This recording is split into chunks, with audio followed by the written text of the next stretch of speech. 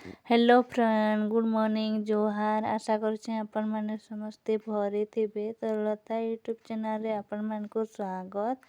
आज मुई डाडुंग पत्तर फुलकोबी पत्तर कि काଣା कहसन जे आपण आमे तो डाडुंग पत्तर कहसु अमृत भंडा संगे बनाबी।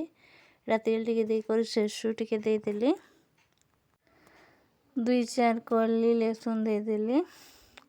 बादाम रा पेस्ट बनैथिली, लहसुन मिर्चा आ बादाम रा पेस्ट।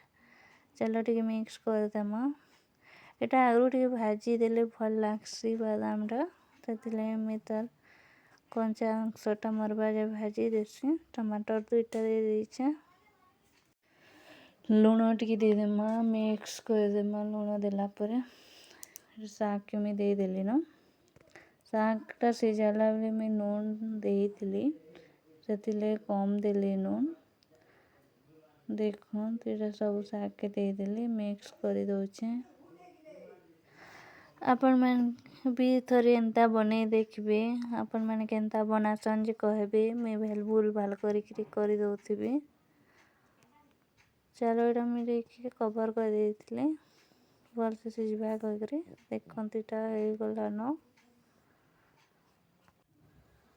देखंत हे गला न।